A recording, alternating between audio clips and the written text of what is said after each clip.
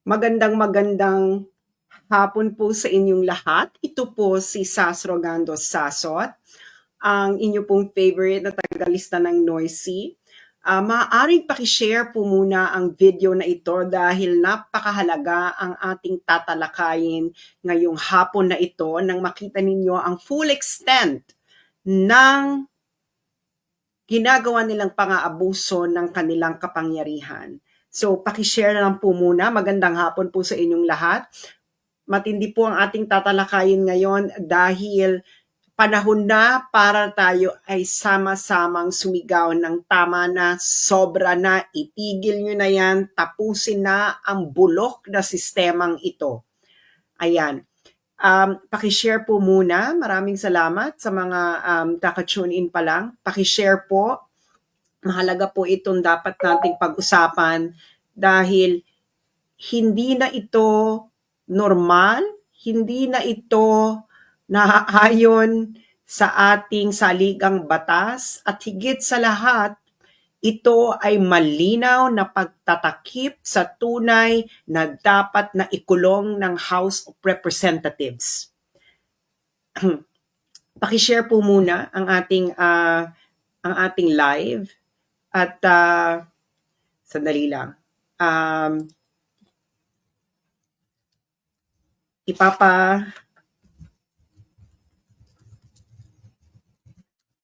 Para malaman ng lahat. Okay? So ito na ang ating gagawin. Alam niyo naman po ang mga nangyayari sa ating lipunan ngayon. Nakita niyo na po ang kanilang ginawa kay dating Pangulong Rodrigo Duterte. Kahit ano po, babaliin po nila ang batas para po masunod ang kanilang gusto.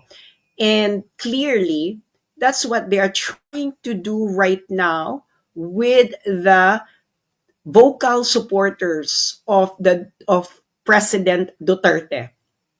Ayan. Ano po ang ating sinasambit dito?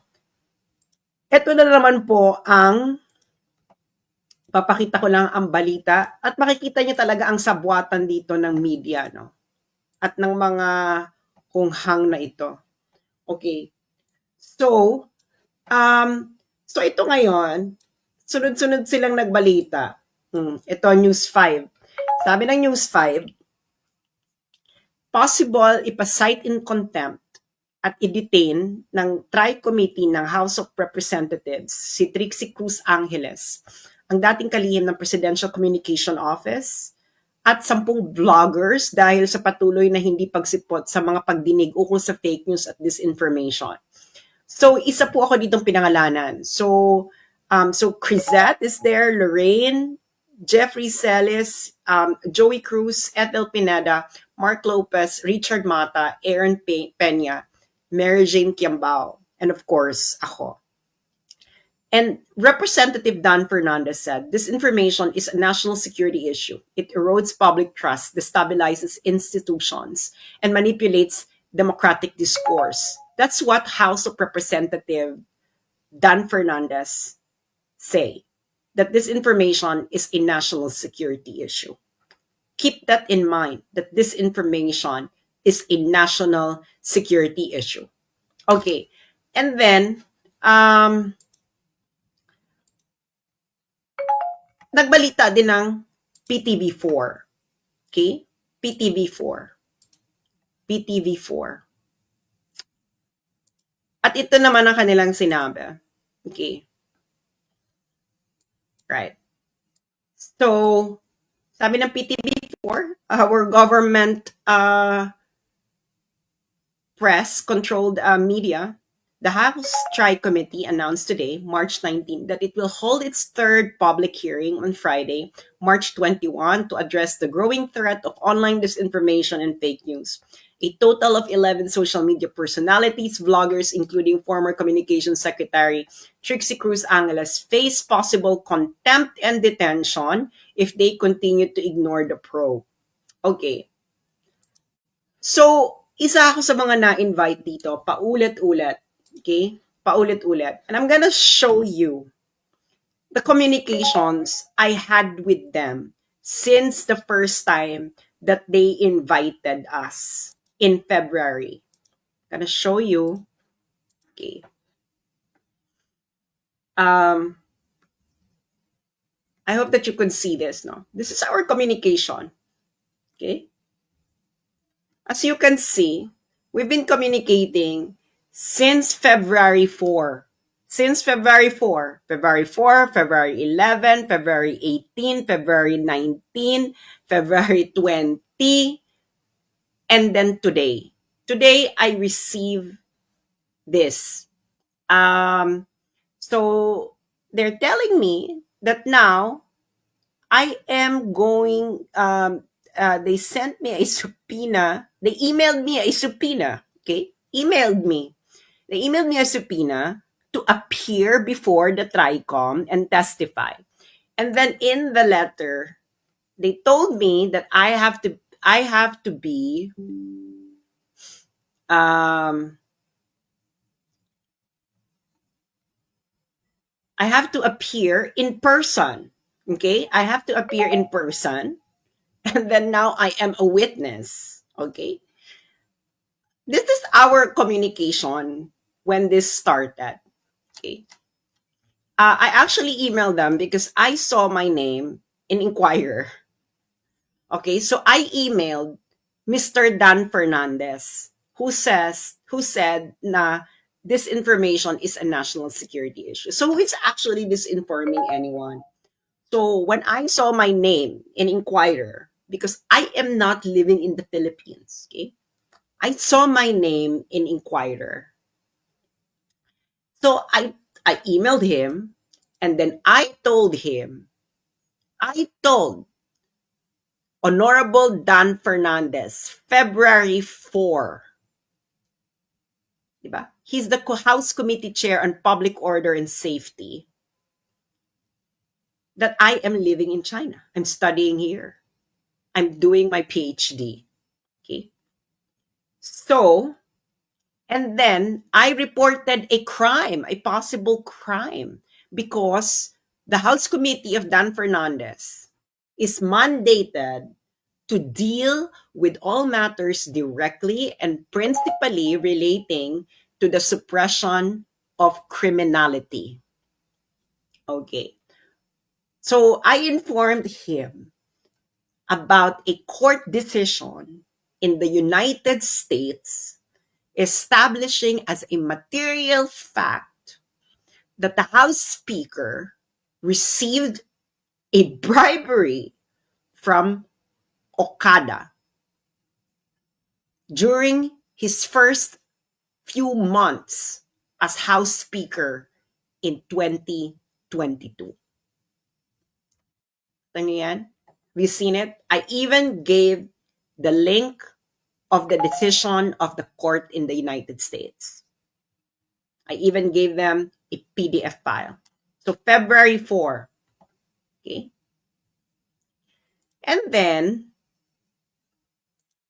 they sent another message inviting me. Okay. And I replied again that I am living in China. I'm not based in the Philippines, etc. Okay. And then our communication went on. Okay? Kasi mainstream media made it appear that I don't want to attend when clearly I told them that I am based in China. I have not been living in the Philippines since August 2022. Now, the House Committee on Public Order and Safety replied, "This is to acknowledge the receipt of your emails." Emails! A lot. "We shall inform you once we have received instructions from the chairpersons regarding your appeal to participate virtually in the succeeding committee hearings." So they know. They know that they have to make arrangement for Zoom. Okay? Because they allowed other resource persons to participate in Zoom. You can watch their hearing. There are people via Zoom because they are living outside the Philippines. One of them is Dr. Ong, who is based in the United States. Okay. So they know. So mainstream media would like to paint me that I don't want to attend when clearly I have been in communication with the committee telling them that I am not based in the Philippines. And then I even told them that I am willing to attend via Zoom. Now, so what do you think they really want? Hindi ba? Ang linaw-linaw. Everything is so clear. Everything is documented. And now you're telling me that I don't want to attend. I told you I want to attend, but I want to attend via Zoom because I am living outside the country. You cannot compel me to come home. For what? Never committed any crime. That is only an inquiry in aid of legislation. I can do it via Zoom because you actually allowed others to participate via Zoom. So clear. Now, as I told you, I kept informing Congress, the House Committee on Public Order and Safety, in charge of dealing with all matters on criminality, about the court decision in the United States that established as material fact that House Speaker Martin Romualdez received a bribery from Okada. Okay? Now, Dan Fernandez says this information is national security issue. Okay? Ganito yan. Okay? Let me just inform you what happened dyan sa Okada issue na yan. Okay? Unang pumutok yan, the first time that it actually came into light was on August 1, 2023. Para makita nyo. Okay? August 1, 2023. Sino nag-report? Japan Times. Japan Times. Okay? Officials of a Japanese, ayan ang title. Okay? Japanese firm accused of improper influence over Manila Casino. Okay? So, kalagay dyan, in filing Monday in Delaware Chancery Court, the SPAC, 26 Capital Acquisition, claimed that Universal executives brought heavy luggage to a meeting with Philippine House of Representatives Speaker Martin Romualdez to try to secure his support in the dispute.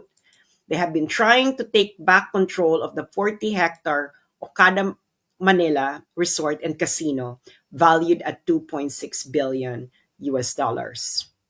The filing includes emails that 26 Capital says show the executives flew from Japan to meet with Romualdez to enlist his help in pressuring the nation's Supreme Court to advance their interest. So, who reported this? This is a Japanese news agency, the Japan Times.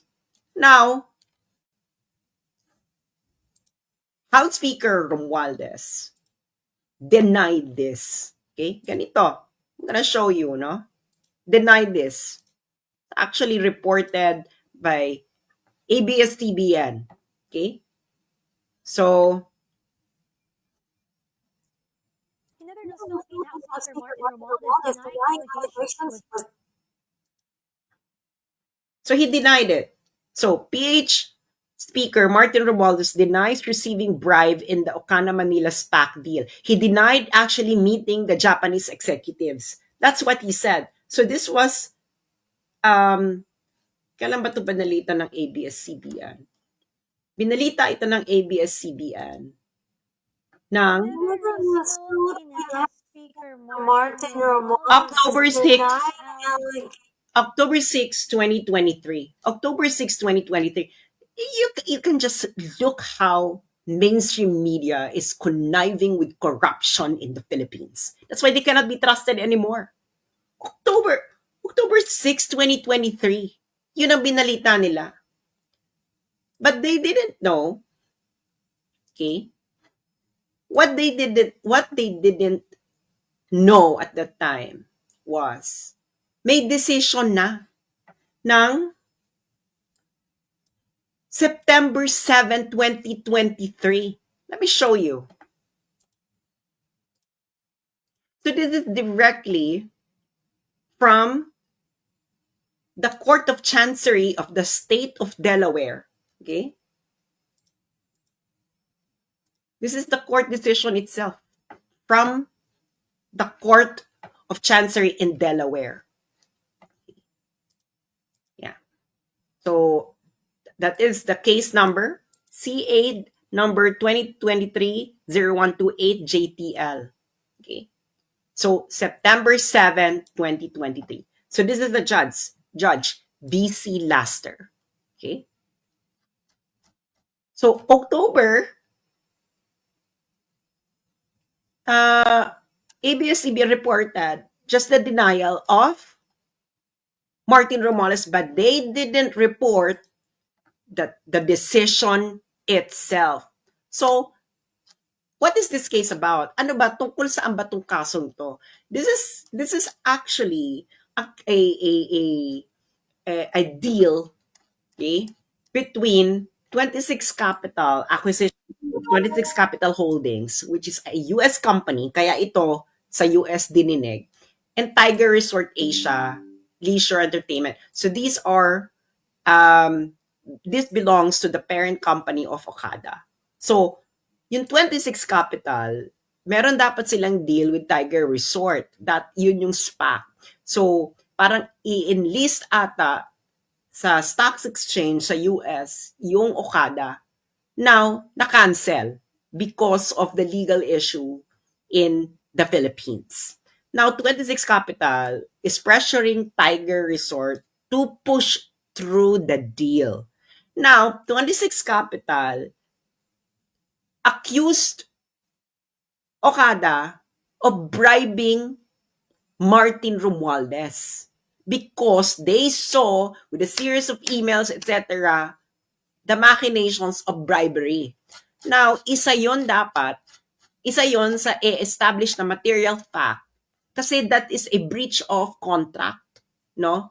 Yung ginawa nung Okada. If it were true, okay. Now, makikita mo dito, so that's one of the material facts that needed to be established. Kung it was actually committed by the casino. Okay. Now, makikita mo yan dito. It was decided now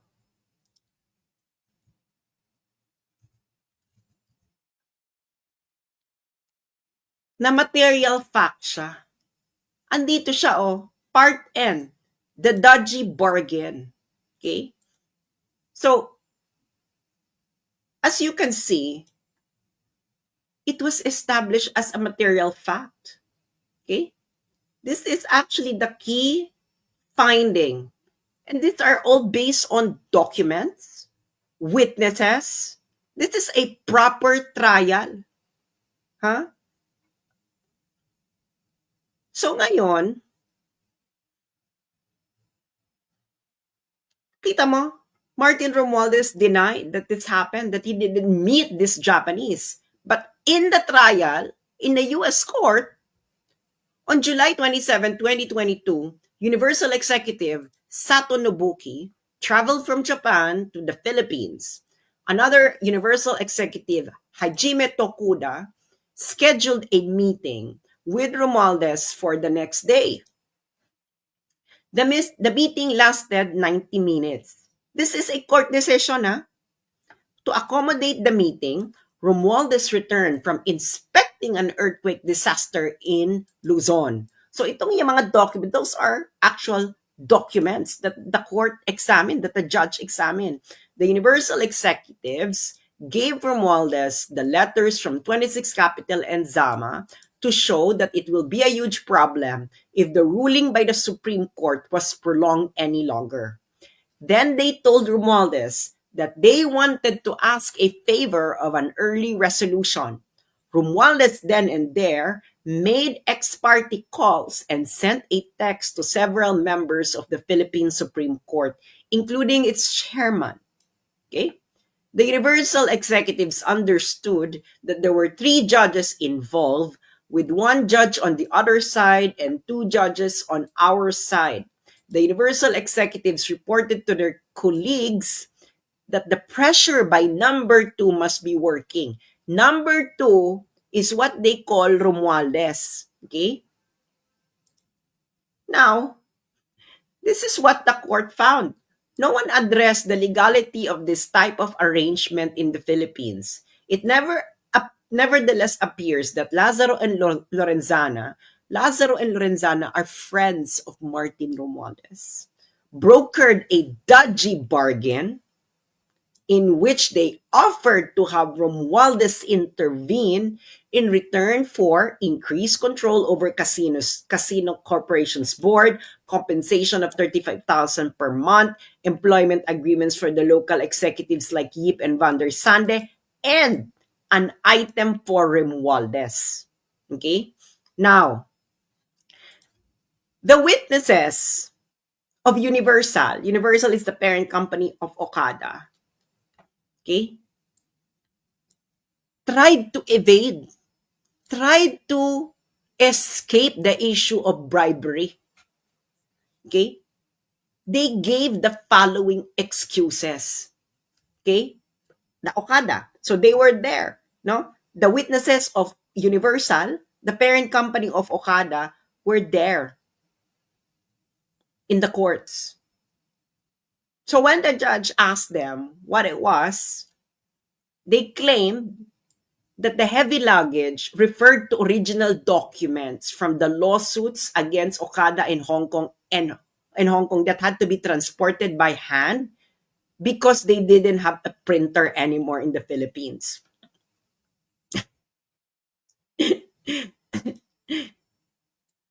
So what did the judge say? That the testimony was not credible. Why? Because your lawyers had printers, sabi ng judge. Second, Philippine law permits the use of electronic versions. Third, Universal had already filed documents from those lawsuits.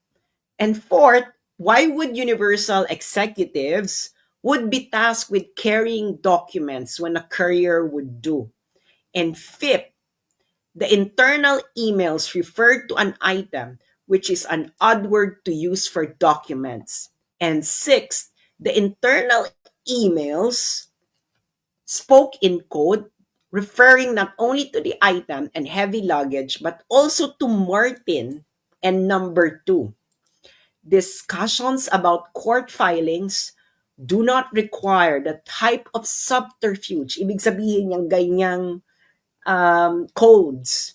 Finally, when the Universal executives met with Romualdez, they showed him the letters from 26 Capital and Zama about the deal being in jeopardy. Those letters were not heavy. So, the U.S. judge, wasn't convinced that the heavy luggage is not a bribe. This is a U.S. court decision. September 7, 2023. So Martin Romualdez met with the Japanese executives. So what did ABS-CBN report? Just the denial of Martin Romualdez. October 2023, ABS-CBN had that report. This court decision is September 7, 2023. How could you deny it? He denied that they met them. And the court, it's fully documented the meeting.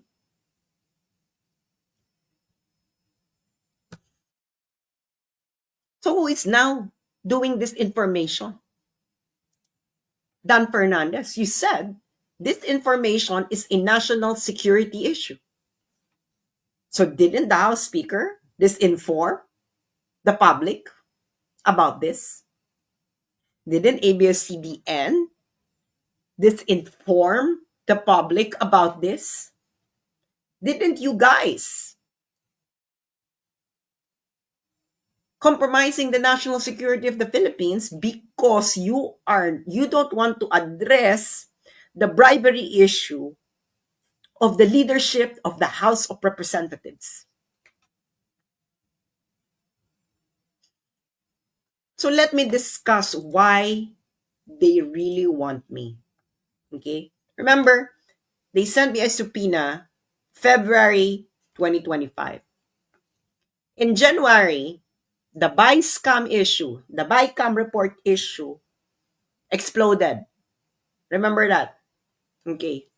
Now, I wrote several blog articles about this. Okay. Such as this, no? The most hungry House of Representatives since 2011 is under Martin Romualdez. Why? Diba? Why? Okay? Tiningnan ko yung journals ng Senate of the Philippines and the House of Representatives available. No? Yung available lang na committee reports detailing BICAM report and the approved bill. Now, this is the summary. Okay? Under the speakership of House of Martin Romualdez. Okay? Nakikita nyo yan? I don't know if you're seeing the graphics. Okay? Budget year 2023, since nag-start si Martin Romualdez mag-speaker. Okay? So, House Chamber version, this means that the budget of the House of Representatives that they approved publicly. So how much? They approved publicly 15.97 billion. After the secret BICAM in 2023, their budget suddenly become 28.01 billion. That is an increase of 75.06%.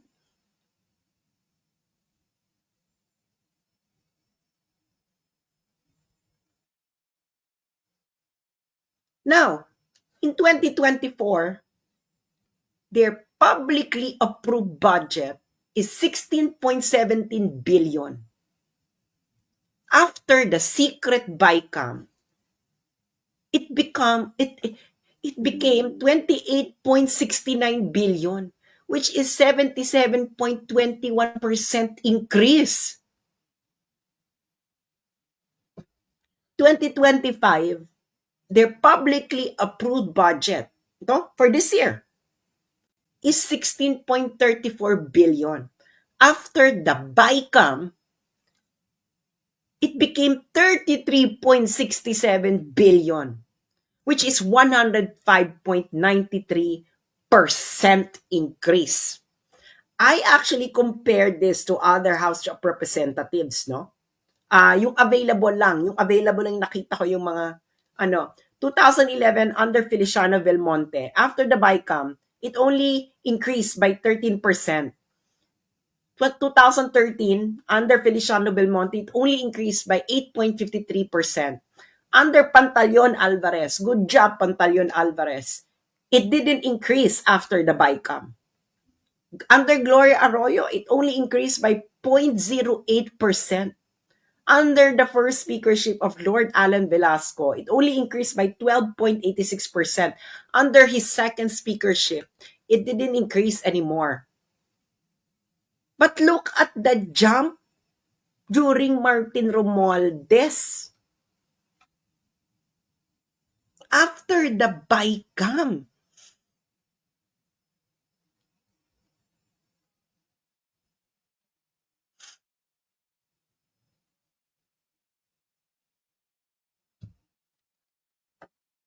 So after I was exposing this, suddenly I'm going to ask to appear for this information. What is this information here? You have to justify to the Filipino people why did you reward yourself with their money with this kind of increase? This is what you should be explaining to the Filipino people. This corruption is a national security issue. You are the national security issue because why are you rewarding yourselves with that increase during the BICAM?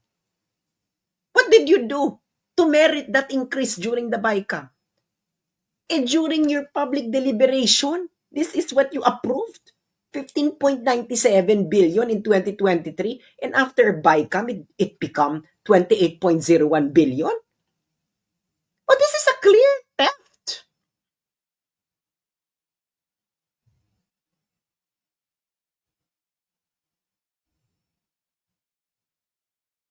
Justify this. Instead of you explaining to the public of why you rewarded yourself with several billions. Not just several, no? A lot. 75% increase. Guys, we're not talking about thousands here. We're not talking about millions. We are talking about billions of your money. The money of the working class.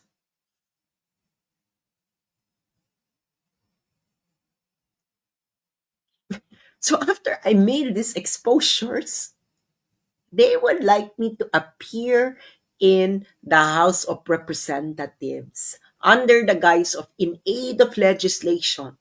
Take note, I already informed them that I don't live in the Philippines, but they want to keep on pressuring me even though that they could just let me be via Zoom, just like what they do to others who are living outside the Philippines. So it is very clear that the House of Representatives is after their critics.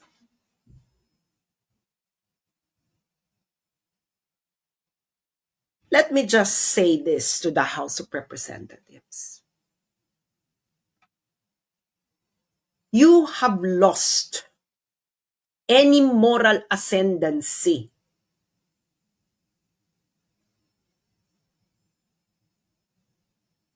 to the Filipino people.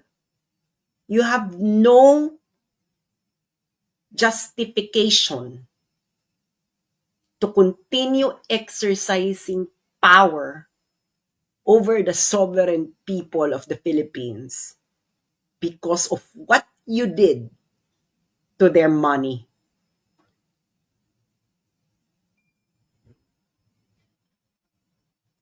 You don't have any moral authority over ordinary citizens when you cannot discipline your own boss.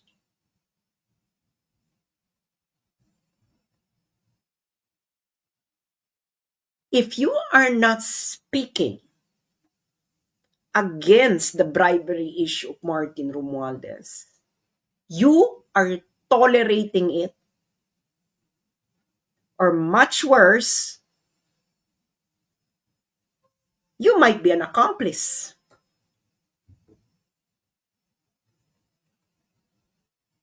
Dapat si Martin Romualdez yung dinidetain ninyo dahil siya ang may finding ng korte ng Amerika.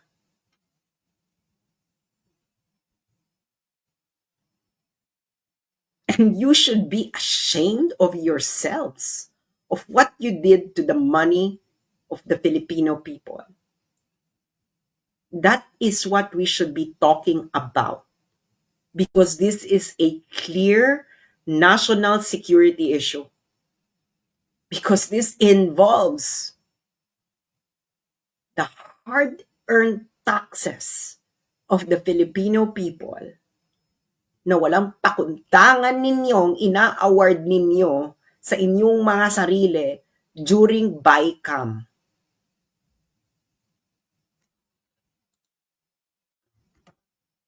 And mainstream media, why are you not reporting this? Can you tell us, why are you not reporting this? Why are you quick to report the plan of the House of Representatives to detain us? Why are you not reporting this? Are you still in the service of the Filipino people, mainstream media? How can you justify that? 2023, 15.97 billion, the budget that you approved during public deliberation, and after the secret BICAM, it suddenly jumped to 28 billion? Oh, there is a clear pattern here. This is a systematic plundering of the people's money. What is your justification that during BICAM, your budget suddenly would double?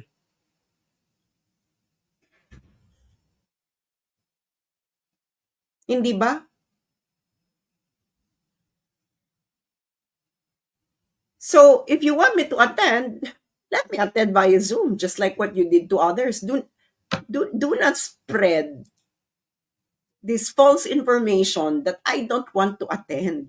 I have told you over and over again in several emails that I am living outside the country, and then I told you that I want to attend via Zoom just like others. It is you who don't want. Why? Now, if you would like to compel me to appear there, then you have to go through the proper process of extracting me from where I am now. But be sure that your reason for extracting me here would actually pass a real court of law. Okay? In a country where corrupt officials are punished by death penalty.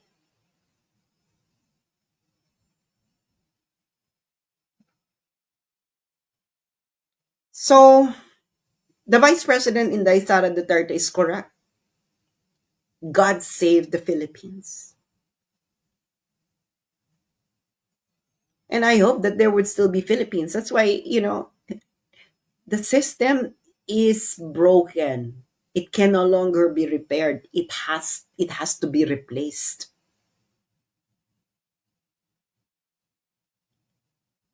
They will just keep on stealing, plundering the people's money.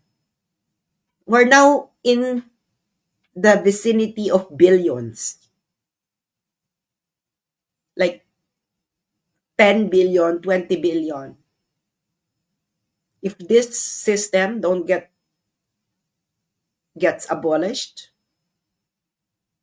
you will just find yourself that the corruption in the Philippines will now go by hundreds of billions and then trillions. And you know what is so sad about the state of affairs in the Philippines? The protector of the people is tolerating this. Just look at the Constitution. Who is tasked to protect the people? So I just hope that you wake up. Wake up. Because if you don't,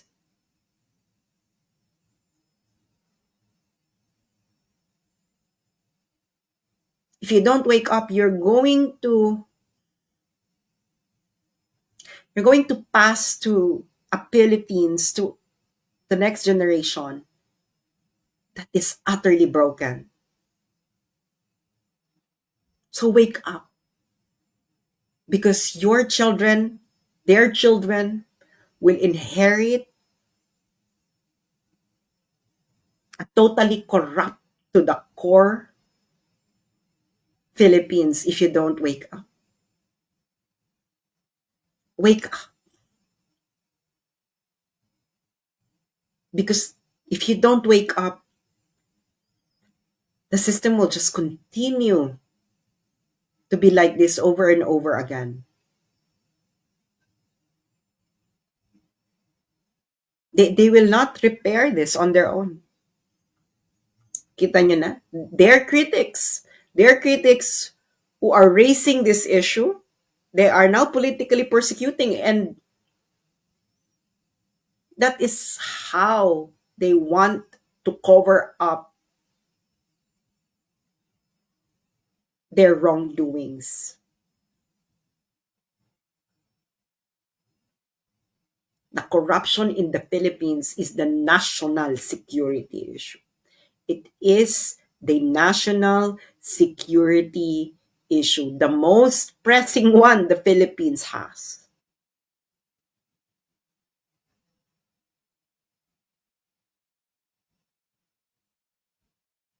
If you still don't accept that corruption is a very grave national security issue, then God save the Philippines. If God has not totally forsaken us, because we are not waking up as a nation to the real condition of our country. Maraming salamat po. This is for the motherland.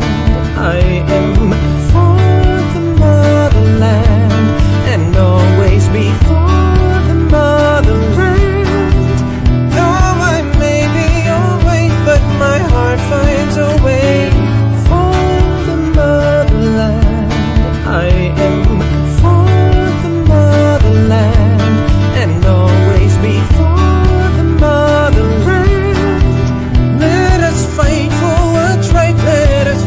change inside.